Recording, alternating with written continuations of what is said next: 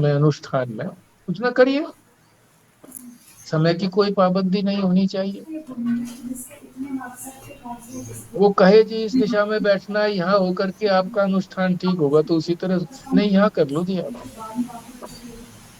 ऐसे करते हैं जल्दी पूरा हो जाए जी, इतनी देर तो बैठ नहीं सकते जी। अरे कौन सा रोज रोज बैठना है भैया। कोई बैठते बैठते कोई बेहोश थोड़ी हो जाओगे।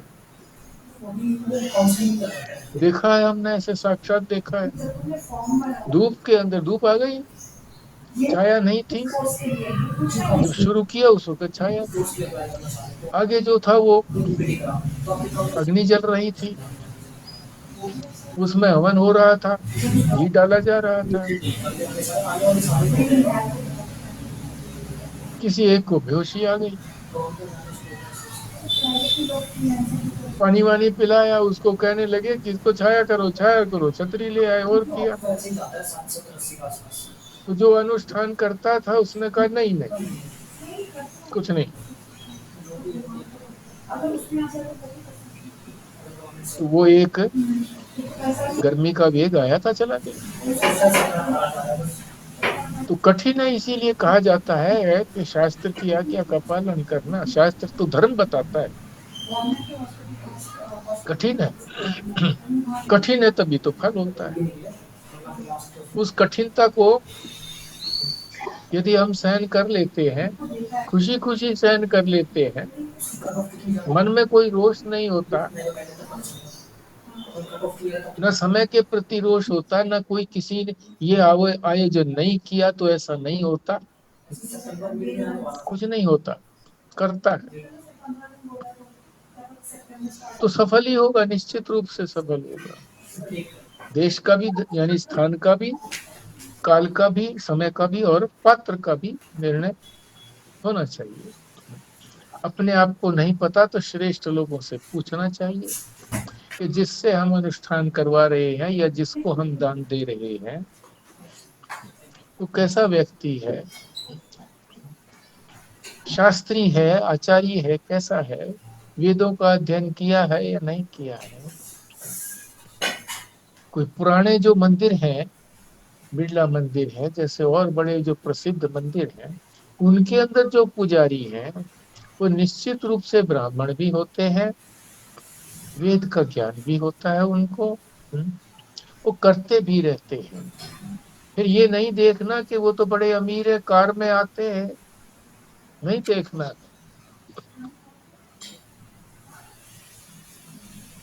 तो ये हमारा एक शब्द आगे और थोड़ा सा उसके अंदर ग्रामर वगैरह महाराज जी ने लगा रखी है, मगर आदि गुरु शंकराचार्य ने बताया है कि योग्य अधिकारी कौन हो, उसके लिए बताया है, शब्द एक दिया है जो षडंग विद, षडंग विद पारणे, पारगे, षड अंग विद, नहीं, षडंग विद वेद पारगे। फिर सुन लो उच्चारण, षडंग विद वेद पारगे, षडंग विद वेद पारगे। एक एक का समझो, षडिंग, षडंग का मतलब जिसके 6 अंग है, विद माने जो 6 अंगों का जानकार है, विद माने विद्वान। और वो 6 अंग किसके हैं, वेद के। पारगे, पारंगत है, वेद के 6 अंगों में जो पारंगत है, विद्वान है, ये आदि गुरु शंकराचार्य ने बताया। अब षडिंग, षड, षडंग को भी समझ लीजिए, 6 अंग कौन से हैं। इनको 6 अंग कहते हैं वेद के। वेद के 6 अंग हैं, वेद तो हैं ही, चारों वेद हैं, और उनके 6 अंग हैं उसको समझने के लिए, पूरी तरह से उसको हृदयंगम करने के लिए 6 अंग बताए हैं उसके। जैसे बॉडी पार्ट्स हैं, हमारे सारे बॉडी पार्ट्स को अगर हम बताएंगे तभी तो पूरा बॉडी बनेगा। कोई भी एक अंग अगर कमी है तो उसको फिर हम इस तरह से बलि के योग्य नहीं समझा जाता, किसी शुभ कर्म के लिए योग्य नहीं समझा जाता। और पति पत्नी अगर दोनों साथ नहीं है तो भी कोई अनुष्ठान संपन्न नहीं होता है। तो 6 अंग समझ लो। कल्प एक, इसका अर्थ क्या है? कर्मों का अनुष्ठान कैसे करूं, ये विधि कल्प बताता है। कल्प, कल्प के अंदर जो सूत्र लिखे होते हैं वो बताते हैं कि कैसे किया जाए, विधि। दूसरा है शिक्षा, इसमें प्रोनाउंसिएशन की बात है, उच्चारण की बात है कि उच्चारण शुद्ध होना चाहिए, वेद के अनुसार उच्चारण होना चाहिए।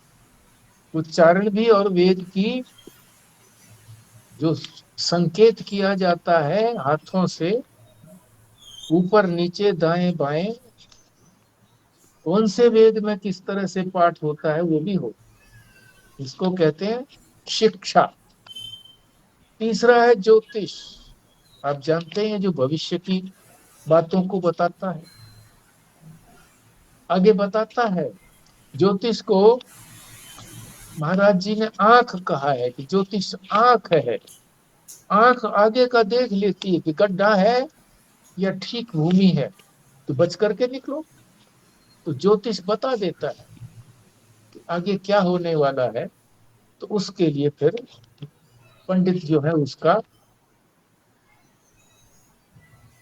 उससे बचने का उपाय भी बताते हैं। ज्योतिष हो गया। व्याकरण, अंग्रेजी में जिसको ग्रामर कहते हैं, वाक्य का ठीक से अर्थ समझ में आए उसके लिए व्याकरण का ज्ञान जरूरी है। महात्मा लोग बहुत इस तरह से किसी एक अंग में पारंगत हो जाते हैं, व्याकरणाचार्य, ज्योतिषाचार्य। तो 4 हो गए। पांचवा है छंद। छंद का अर्थ है जिसके अंदर फिक्स्ड अल्फाबेट्स होते हैं, अंग्रेजी में बोलते हैं इसको, हिंदी में क्या है, अक्षर नियत होते हैं कि इतने अक्षर होंगे तो ये छंद कहलाएगा, इतने अक्षर होंगे तो ये छंद कहलाएगा। तो हिंदी में बड़े छंद हैं। कविताएं जो लिखते हैं, आजकल की कविताओं की बात नहीं है, जो प्रसिद्ध कवि होते हैं वो किसी न किसी एक छंद को लेकर के अपनी कविता लिखते, उसके अंदर उतने निश्चित अक्षर होते हैं उस पंक्ति के अंदर। तो ये हो गया पांचवा छंद। छठा है निरुक्त, वेद के शब्दों का निश्चित अर्थ क्या है, पक्का अर्थ क्या है, इस बात को निरुक्त बताता है। जिसने निरुक्त को अच्छी तरह से अध्ययन जिसका हो गया है, वो सही इसका अर्थ तो ये है, वो निश्चित बताता है। तो ये 6 अंग हैं, ये आदिगुरु शंकराचार्य ने कहा है कि जो इन 6 अंगों के अंदर पारंगत है, वेद के 6 अंगों में पारंगत है, तो उसको सही कहा है कि वो जो है दान का पात्र है। चलो, जितना भी बताया है उसमें से जितना संभव हो, यानी फल की दृष्टि ना रखो, देना ही है ये तो रख ही सकते हैं कि भी हमने देना ही है। कोई पहले से जिससे हमने कोई उपकार ना लिया हुआ हो, आगे भी संभावना ना हो, और आगे फिर मन में आए भी नहीं, अगर कोई उसने बाद में उपकार नहीं किया हमारा, तो मन में ना आए कि मैंने तो इसका इतना उपकार किया था, इसने कुछ भी ध्यान नहीं रखा। फिर देश का भी ध्यान रखे। नहीं हो सके तो ठीक है, दान कर दो, तुरंत दान महाकल्य। काल का भी, स्थान का भी, न, समय का भी ध्यान। निकट भविष्य में हो तो ठीक है, संकल्प करके रखो, नहीं तो दे दो। पात्र का भी ध्यान रखना चाहिए। पात्र का जो चुनना है बड़ा कठिन है। फिर भी जितनी अपनी सामर्थ्य है उतना करके, जैसे सन्यासी को औषध की छूट दी है शंकराचार्य, रोटी कपड़ा, और कपड़ा तो क्या उसका लंगोट हो, भी रोटी तो भिक्षा है, भिक्षा मांग करके खाए। पात्र भी रखने की जरूरत नहीं है, जिसमें भिक्षा कमंडल है उसका, उसी में अपने भिक्षा ले, उसी में अपना जल लेकर के पिए। और वो भी ना हो तो किसी समय अंजलि तो है ही हमारी, अंजलि पर ही रोटी आदि जो भी कुछ मिले रखो, उसे खाओ। और फिर उन्हीं हाथों से, अगर जल आसपास है ही है तो उसको, नदी है तो उसका जल पियो, पेड़ के नीचे रहो। तो जितनी जिसकी सामर्थ्य है उतना वो तप करता है।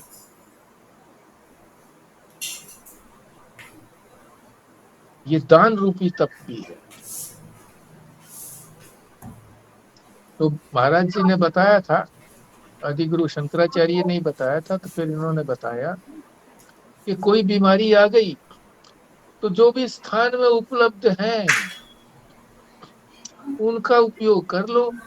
ये नहीं है कि अब भाई कैंसर हो गया तो अब वहाँ टाटा इंस्टीट्यूट ऑफ बॉम्बे में जाओ। अरे वहां वालों ने भी कह दिया कि यहाँ से तो श्रेष्ठ जो है अमेरिका में है, इंग्लैंड में, वहां जाओ। नहीं, जो स्थान में उपलब्ध है, स्थान का मतलब लोकल भी हो सकता है और देश भी हो सकता है, राज्य भी हो सकता है अपना। तो ये हमारा 20वां श्लोक संपन्न हुआ। आप शेयर कीजिए। हाँ जी। ये जो मंदिर में दान करते हैं ये सात्विक नहीं होता जी? कि वो तो बगैर बगैर किसी उसके करते हैं, हम अपना कर्तव्य समझ के करते हैं, मंदिर जा रहे हैं दान करना है हमें। स्थान तो ठीक है, उचित स्थान है ये। मंदिर के अंदर है, जो भी जप किया जाता है वो सौगुना लगता है, अपने घर पे करने की बजाय मंदिर में करें। तो बहुत लोग जो थे संन्यास आश्रम दिल्ली में आकर के वहीं जप करते थे, करते ही रहते थे। जो प्रवचन नहीं सुनते थे वो अपने बैठ करके जप करते रहते थे मंदिर के अंदर। तो ठीक बात है, वहां दान करिए, जप करिए, स्वाध्याय करिए, उपयुक्त स्थान है। समय भी उपयुक्त है, प्रातः काल की बात है, प्रातः काल जाएं तो समय भी उपयुक्त है। और वहां जो इसलिए मंदिर के अंदर, हाँ जी, दान के विषय में ही अभी जब वृंदावन गए थे जी, हाँ जी, गोविंदानंद जी से भी इसी बात पर कोई चर्चा हुई थी, इसमें किसी में आया था विषय में। हाँ तो जी, उन्होंने कहा था जो ब्राह्मण ज्ञान का दान कर रहा है हाँ जी, और वो उस ब्राह्मण को जरूरत है, क्योंकि उसको उतना समय नहीं मिलता है कि ब्रह्म विद्या के लिए, और वो पैसे के लिए उसको नौकरी करनी पड़ती है, काम करना पड़ता है, ब्रह्म विद्या के लिए समय नहीं दे पाता उतना। तो कहते हैं हम्म, जो संस्कृत पढ़ते हैं, शास्त्र का अध्ययन करते हैं या जो ज्ञान देते हैं, उनको दान देना सबसे श्रेष्ठ है। हम्म, ठीक बात है। ब्राह्मण के कर्तव्य यही बताए थे ना, 6 कर्तव्य। यज्ञ करना, कराना। तो यज्ञ करना तो उनका कर्तव्य है, कराने में अगर उनको आवश्यकता नहीं है तो पैसे ना लें कराने के। यज्ञ करना, कराना। दान देना, दान लेना। दान देना उसका भी काम है कि वो भी दान दे। और अगर उसके पास धन नहीं है तो ले भी दान, दान लेना भी है। हमने हमने जिज्ञासा भी की थी जी। मैं हाँ कहा जी। जो इस तरह के जो ब्रह्म ज्ञानी है, जो ब्रह्मनिष्ठ हैं, वो तो लेना ही पसंद नहीं करते किसी से। हम्म, कहता हमने किसे लेना करके, हम क्यों चक्कर में पड़ेंगे। कहता वो तो ठीक है, वो नहीं लेना चाहते हैं, बात ठीक है, मगर कुछ ऐसे भी हैं जो जरूरतमंद भी हैं और इसमें विद्या में लगे हुए हैं। जो जो ब्रह्मनिष्ठ हैं उसको तो देखो जरूरतें, उसकी जरूरतें वैसी पूरी होती हैं। जो ब्रह्मनिष्ठ हैं उसके पास तो बड़े बड़े दानी वैसे ही बैठे रहते हैं जी कि महाराज जी हुक्म करो, क्या करना है आपके लिए, या आप इशारा कर दो जी, जो कहोगे वो कर देंगे। तो उनका यही कहना था कि कोई सारे ब्रह्मनिष्ठ हैं वो ऐसे समर्थ हों, वो ऐसी बात नहीं है। या जो इसमें विद्या में लगे हैं ब्रह्मनिष्ठ ना भी हुए हों, बट इसमें इसमें पंथ में लगे हुए हैं करके, इसमें ज्ञान के मार्ग में लगे हुए हैं और जरूरतमंद हैं, उनको दान करना श्रेष्ठ दान है। देखो, जरूरतमंद की बात नहीं देखनी है। हमने दान दे दिया, करोड़ों के मालिक हैं, 15 आश्रम हैं, मगर योग्य हैं, सत्संग भी करते हैं, प्रवचन करते हैं। हमने उनको दे दिया, अब उनका दायित्व है। हमने जो भी कुछ शास्त्र ने कहा था वो सारी कंडीशन उनमें पूरी होती है। शास्त्र ने कहीं नहीं कहा ये कि वो गरीबी को देख करके किया जाए। ये तो कहा है इसके अंदर कि वो चाहे खिचड़ी खा करके और जप करता हो, और चाहे वो उसकी कोई आवश्यकता ना हो, कार वगैरह में घूमता हो, योग्यता देखनी है तो वो अपने आप देगा, योग्य को ही देगा। उसकी दृष्टि ऐसी बन चुकी है कि वो योग्य को ही देगा। तो मैंने देखा कि स्वामी जी को जो भी आकर के देते थे, तो स्वामी जी जैसे फल दिया, मिठाई दिया, तो वो उनकी तीक्ष्ण दृष्टि थी। कोई भी महात्मा आता तो उनको सारे फल जो थे ना, 5-7 फल उठा करके उनको लिफाफे में डाल करके दे देते थे। किसी को मिठाई का डब्बा दे देते थे। तो वो उनकी ऐसी दृष्टि रहती है, जिसको भी वो देते हैं ठीक ही देते हैं। वो किसको दे ये हमारी दृष्टि नहीं है। तो ऐसे महात्मा जो कुछ लेते भी नहीं है, उनको हमने मान लीजिए शाल भेंट कर दी, और उन्होंने शाल को जो है, कोई भिखारी आया उसको दे दिया, तो हमारी तरफ से तो दान हो गया। अब जो ऐसे श्रेष्ठ महात्मा है, जिनको जिनको दान से पुण्य नहीं लेना है, दे दिया, जिसको दे दिया ठीक है। तो ठीक है, महात्मा जी ने कहा था, गोविंदानंद जी ने कहा था, मानते हैं हम उनको भी श्रेष्ठ है, पर ऐसा कहीं आया नहीं है। तो किसी समय में ऐसा अवसर मिले तो थोड़ा सा ये अपनी अपनी शंका भी प्रकट कर सकते हैं। किसी ने ऐसा कहा ये क्या करके नहीं, बस यही कि ऐसी मन में शंका होती है कि शास्त्र ने तो कहा नहीं है ऐसा, तो फिर गरीबी का किस लिए ध्यान रखना है ना जी। हाँ, आपको अगर ये अपील करती है तो ठीक है भाई।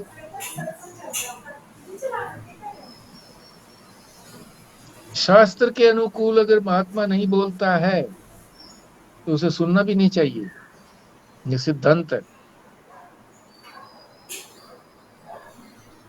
कई महात्मा ऐसे निकले, कईयों ने रिकमेंड किया। वो जो कमला नगर में उनका सत्संग था, तो बहुत सालों के 40 साल से उनके दक्षिण के महात्मा के साथ उनका सत्संग होता रहा था। उन्होंने एक बार रिकमेंड किया जी, व्यास जी आप जो है ना उन महात्मा का सुनिए। अब उनका नाम तो मुझे याद नहीं रहता। तो उनका सुना मैंने, तो शंकराचार्य को तो काट कर रहे हैं वो, जो आधारशिला है सनातन धर्म की। उन्हीं ने तो इस सनातन धर्म का पुनरुत्थान किया था। चारों आश्रमों की जो उत्तर दक्षिण पूर्व पश्चिम में शंकराचार्य बैठाए थे, योग्य शंकराचार्य परंपरा चलाई थी, बौद्धों को परास्त किया था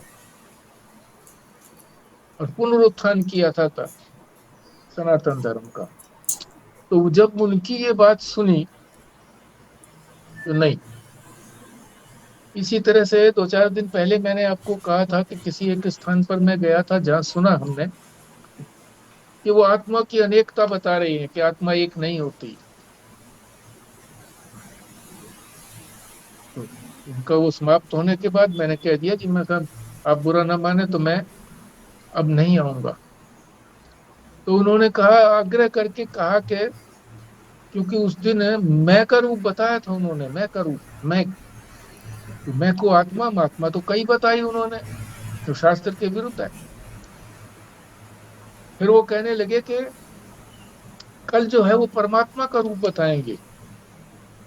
मैंने कहा जी नहीं, जिसने आत्मा और परमात्मा की एकता को सुन लिया है कि आत्मा और परमात्मा तो एक ही है,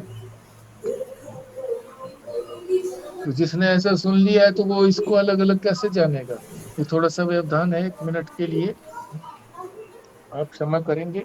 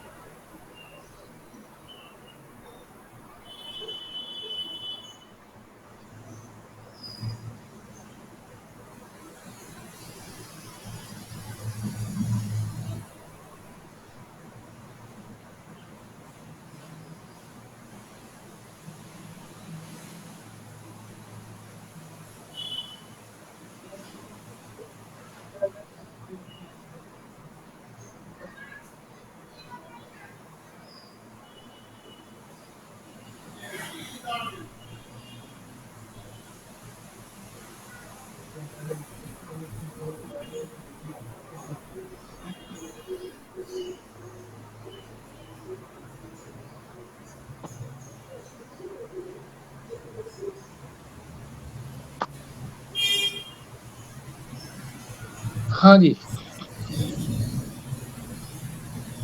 ठीक है। अब तो यहीं इसको तो हम यहीं विश्राम देते हैं अपने इसको। बाकी जो आप जो पुस्तक लेकर के आए हैं उसमें से आप बताइए क्या क्या चीज ग्रहण की है। आप दोनों ही बता पाएंगे, दोनों ही बताइए बारी बारी से।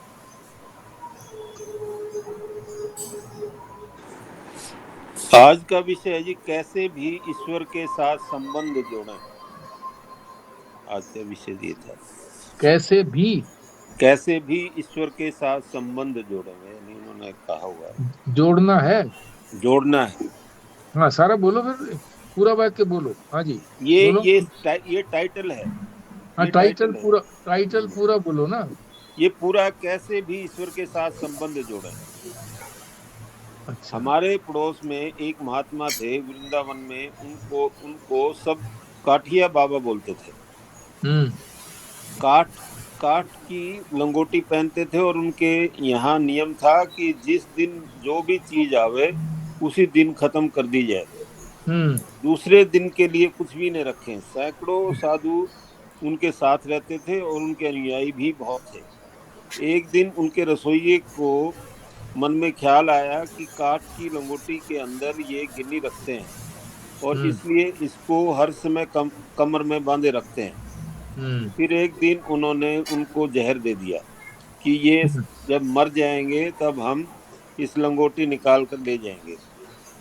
उसने जो जहर दिया था, पर वे इतने सिद्ध महापुरुष थे कि जहर उनको पच गई। उसको कुछ बोले नहीं, पचा लिया जहर को। फिर 2-4 महीनों बाद संतों की सेवा थी। उस दिन उसने दाल में नमक ज्यादा डाल दिया। तब बुलाया रसोइये को, कहा कि उसके ये रसोइये महाराज, उस दिन तो तुमने मुझको जहर दे दिया था तो हमने पचा लिया था, पर संतों को तुम इतना अधिक नमक खिलाओगे तो वह कैसे पचा पाएंगे। इसलिए अब तुम कृपा करो और जाओ यहाँ से। जिस दिन जहर दिया उस दिन नहीं निकाला, जिस दिन नमक ज्यादा डाल दिया संतों के भोजन में उस दिन निकाल दिया। तो नारायण भगवान का यह स्वभाव है कि उनको मरने को डर नहीं है, ठगे जाने का डर नहीं है, दुखी होने का डर नहीं है। कोई भी किसी तरह से उसके पास आ जाए तो उनका कल्याण ही करते हैं। भगवान कभी किसी का अमंगल नहीं करते। जब साधु पुरुष का यह स्वभाव है, साधु ते होए न कारज हानि। साधु कभी किसी का काम बिगाड़ते नहीं, किसी को नुकसान पहुंचाने का ख्याल साधु के मन में नहीं आता। तो जब साधु की यह स्थिति है, तब क्या ईश्वर कभी किसी का नुकसान कर देंगे, हानि पहुंचाएंगे? यह संभव ही नहीं है। इसलिए कहते हैं कि कैसे भी भगवान के साथ संबंध जोड़ लो। तस्मात् केन आप्युपायेन मनः कृष्णे निवेश्यते। उपाय करो, जप करो, तप करो, व्रत करो, पूजा करो, सत्संग करो। उपाय चाहे कोई भी हो, लेकिन मन लगना चाहिए भगवान में। ये है याद। हम्म।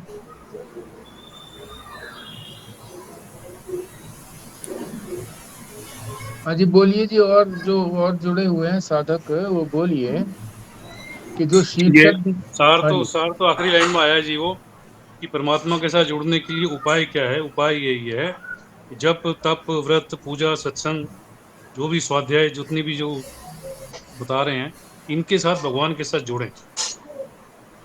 तो जब इन्होंने उदाहरण दिया कि जब साधु किसी का बुरा नहीं करता, तो भगवान कहाँ से बुरा करेगा। इसलिए हम उनके साथ जोड़ देंगे संबंध, तो हमारा बुरा नहीं हो सकता।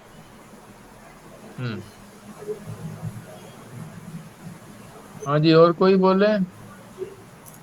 हाँ, मुझे भी ये समझ आया कि जैसे संत की कहानी सुनाई कि अगर संत बुरा नहीं कर सकते, जो कि एक तरह से भगवान के अनुयायी हैं, तो भगवान तो सबसे ज़्यादा मंगलकारी हैं, वो किसी का बुरा नहीं करेंगे। इसलिए कुछ भी करके अपना जो सबसे बड़ा तुम्हारा शुभचिंतक है, जो भगवान है, उसके साथ अपना कोई संबंध जोड़ो, कैसे भी करके संबंध जोड़ो।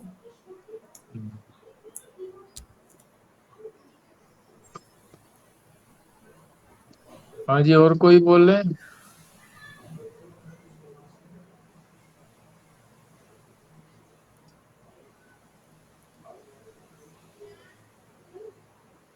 अब मैं बोलता हूँ जी। देखो, अखंडानंद जी में पूर्ण श्रद्धा रखते हुए फिर भी जो ये उदाहरण है, ये उस बात को ज्यादा सिद्ध नहीं करता मेरी दृष्टि से। ये कोई आलोचना की बात नहीं है। जैसे संजीव शर्मा ने कहा कि वो यहाँ ठीक है, जप करो, स्वाध्याय करो, दान दो, तप करो, यज्ञ करो, कुछ भी करो, परमात्मा की दृष्टि रख करके करो, जो गीता में कहा ही गया है कि दृष्टि परमात्मा की तरफ रहनी चाहिए। मगर वो शास्त्रीय कर्म होना चाहिए। शास्त्र ने जो बताया है कि ये कर्म करो, वही धर्म है, उसको करें, दृष्टि परमात्मा की रखें। चाहे अपना नित्य प्रति का लोक व्यवहार जिसको हम बोलते हैं, संसार में जो भी हम व्यवहार करते हैं, उसमें भी अगर हम ये दृष्टि रखें, चाहे अभी पूरी दृष्टि नहीं रख पा रहे, कल्पना से भाव बना करके रखें, तो भाई ठीक है, ऐसे करें, तो वो जोड़ना सफल रहता है। क्योंकि आगे ऊपर जो हेडिंग दे रखा है ना, कैसे भी हो परमात्मा से जोड़ें अपने आप को। तो कई बार ऐसा होता है कि भाई वो या तो सिलेक्शन करने में, इसको, इस हेडिंग को सिलेक्शन करने में दिक्कत आई हो, उसके साथ मुझे ज्यादा मेल करता नहीं लगता। आप लोगों को ठीक लगता है तो ठीक है, कोई दिक्कत की बात नहीं है, कोई आलोचना नहीं है। और मैंने जो अपना व्यू पॉइंट बताया है, वो कैसे भी के साथ मैच करता है या नहीं करता है, इसके लिए आप मुझे टोक सकते हैं, क्रिटिसाइज कर सकते हैं, मुझे अच्छा लगेगा। वो जी ईश्वर के साथ संबंध बनेगा तो अशास्त्रीय हो ही नहीं सकता ना जी। जो शाश्वत के साथ, जो नित्य के साथ संबंध बनाएगा, वो अशास्त्रीय कैसे हो सकता है। हो सकता है। रावण जो था, राम के साथ सानिध्य कर रहा था ना, उन्हीं से तो उन्होंने आशीर्वाद लिया था, मगर मारक था वो, कि मारना है। मेघनाथ ने भी इसी तरह से कि मारना है। रावण ने देवताओं को अपने अनुकूल करने के लिए यज्ञ किया, सारे अनुकूल हो गए तो राजशास्त्रीय तो नहीं है, इसीलिए तो उसको मरना पड़ा। मेघनाथ का इसीलिए तो भगवान ने उनका व्यवधान किया कि वो नहीं पूर्ण हो। शास्त्रीय होगा तो भगवान की तरफ होगा, भगवान की तरफ हो फिर शास्त्रीय हो ही आवश्यक नहीं है। क्यों जी, बोलो। नहीं, ये क्लैरिटी नहीं हुई। जो भी शास्त्रीय देखो जी, वो होगा वो तो भगवान की तरफ कितनी ही होएगा ना। 1,000 गालियां दी जी उनको, किसने दी? उन्होंने परमात्मा को। जरासंध ने। जरासंध ने कितनी गालियां दी करके वो देखते रहे, आखिरी गाली के बाद उन्होंने उसका सिर काट दिया। तो इसमें मारने का नहीं, बल्कि उसमें कहते हैं कि भाई उसको जो है मोक्ष मिल गया। अगर वैर के साथ भी अगर उसने संबंध बना लिया परमात्मा के साथ कि विरोध करेंगे, वो भी परमात्मा ने उसको निर्वाण दे दिया। और एक दृष्टि तो चलो लीला की तरह से देखने की है कि परमात्मा की लीला थी, या पहले का किसी को श्राप दिया था उसको तारना था उन्होंने, तो इस तरह से गए। मगर दृष्टि तो यही आती है कि भी किसी भी तरह से कैसे भी संबंध बन जाए अगर परमात्मा के साथ, तो तभी बनेगा जब संसार से छूटेगा, उसके बिना बनेगा भी नहीं। जैसे कल भी आया था ना कि वृत्ति एक ही जगह रह सकती है, सब जगह वृत्ति नहीं रहेगी। देखो, जब सामान्य पुरुष के साथ भी हमें किसी से द्रोह करने की बात शास्त्र नहीं बताता, कि जिससे हमारा कोई संबंध है भी नहीं किसी तरह का, उसके साथ भी हम कोई द्रोह ना करें, उसका कोई अनुपकार ना करें, है? और फिर परमात्मा के साथ हम इस तरह का द्रोह किस तरह रखेंगे? नहीं, इसकी तो अनुमति इसमें गीता में भी नहीं है। आपने ही बताया था कि सात्विक तप की या यज्ञ की, इन सब की है अनुमति, पर जो राजसिक और तामसिक है उसकी अनुमति नहीं है। ईश्वर से नहीं। विरोध की तो अनुमति है ही नहीं कहीं पर भी। हम्म। और थोड़ा एक करेक्शन और है, वो जरासंध नहीं था, वो शिशुपाल था जिसका उन्होंने। हाँ, शिशुपाल था, कोई बात नहीं, शिशुपाल था। वो तो उदाहरण तो समझाने के लिए होते हैं। अगर वो बात समझ में आ जाए तो ठीक है। अगर ये जो काठ की वो रखते थे, उनको जहर दिया गया, इससे ये तो बात सिद्ध हो सकती थी, ये हेडिंग अगर ऊपर रखा जाता कि भाई उन्होंने अपने लिए तो जहर को स्वीकार कर लिया, कुछ नहीं बोले, उनको डांटा भी नहीं, उसको रसोइये को या जो भी कोई था, है। मगर जब उनके भक्तों को, जो उनके शिष्य हैं, उनको जब वो कैसे खा पाएंगे, ये शब्दावली आई भी है इसके अंदर, वो कैसे खा पाएंगे, उसके लिए फिर उसको प्रताड़ित किया गया। ये तो समझ में आ सकता है, भगवान अपने भक्तों के लिए तो अपनी उसको प्रतिज्ञा को भी तोड़ देते हैं। तो शायद यहाँ ये भगवान और भक्त के रिलेशन की बात बता रहे हैं कि भगवान के साथ भक्त जैसा रिलेशन बनाओ। हाँ, भक्त जैसा रिलेशन बना, क्योंकि वो भगवान जो भी कुछ करेंगे वो भलाई के लिए ही करेंगे, क्योंकि वो मेरे हितैषी हैं, और उनके बिना कोई पत्ता हिलता नहीं है। 16वें अध्याय के अंदर हमने जो सात्विक तीन जो बताई थी बात, उसमें यही कहा गया था, जो समुद्र में जो यात्रा कर रहे थे समुद्री जहाज से, है। तो जब उनकी पत्नी कहने लगी कि तुम क्यों नहीं ये जप वगैरह कर रहे, सभी जप कर रहे हैं, मरने के निकट आ गए फिर भी नहीं कर रहे, बोले मुझे ये पता है कि वो परमात्मा मेरा है, तो मुझे ये अहित कैसे कर सकता है। वो बोला मैं कोई तूफान नहीं लेकर के आया, ये उसी की लीला है, वो करे। और फिर उसको भी समझ में आ गया, जब वो उसकी छाती के ऊपर बैठ गया कि अभी मारता हूँ तेरे को, तो हंसने लगी। तो क्यों हंसी? तो मुझे पता है तुम तो मेरे अपने हो। तो भगवान तो अपना मान लिया, तो सबसे बड़ी बात हो गई। अपना का मतलब मैं ही मान लिया, बस मैं ही हो गया। तो फिर उससे बड़ी बात कुछ नहीं हो सकती। अभी तो हम संसार के प्राणियों को रागी, द्वेषी, कामी, क्रोधी आदि को अपना मानते हैं, मेरा मानते हैं, वो मेरा है, वो मेरा है, वो मेरा। धन मकान जो जड़ है उनको अपना मेरा मानते हैं, ये मेरा है, मेरा है। तो चेतन को, परमात्मा को अगर मेरा मान ले, अपने चेतन को भी अगर मेरा मान ले कि यही मैं हूँ, मेरा है, बस यही मेरा है, शरीर मेरा नहीं है और कुछ मेरा नहीं है, बहुत बड़ी बात है।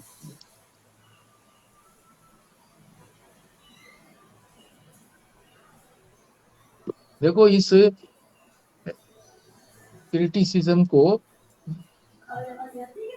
क्रिएटिव वो कहें कि आलोचना नहीं है, बल्कि ये समालोचना है, समालोचना है,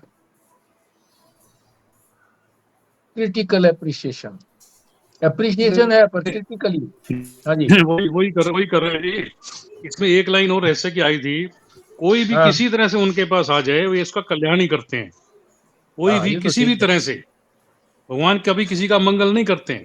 अब जैसे हमारा भी जो है कोई हो जाता है, कोई अप्रिय घटना भी घट जाए तो कहेगी कि हमारे हित के लिए होगी तभी किया ऐसे, नहीं तो लोग भाई कहते हैं अरे मैंने ऐसे क्या पाप किए थे कि जी मेरे साथ ऐसा कर दिया परमात्मा ने, मेरे साथ तो ऐसी घटना हो गई। क्योंकि जो असली जो बात है वो तो वो परमात्मा ही जानते हैं। तो एक तो ये बात जो कि किसी का मंगल नहीं करते हैं, इसलिए संबंध बनाने की बात है। दूसरा क्योंकि उनके पास कोई भी आ गया, जैसे कौन सा अंगुलीमाल था, महात्मा बुद्ध के पास चला गया, तुरंत उनके शरणागत हो गया। मतलब वो ये नहीं देखते कि भाई ये पापी है, दुरात्मा है। गीता में भी इसकी बात करिए कि भी तुम किसी भी तरह से हो, अगर मेरी शरण में आ गया, मेरा भक्त है। ठीक है।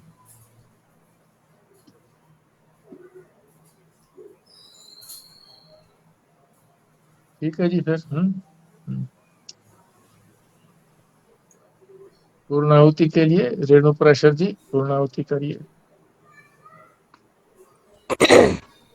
ओम पूर्णमदः पूर्णमिदं पूर्णात् पूर्णमुदच्यते पूर्णस्य पूर्णमादाय पूर्णमेवावशिष्यते।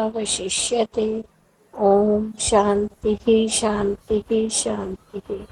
नारायण नारायण नारायण। नारायण जी, नारायण जी। नारायण।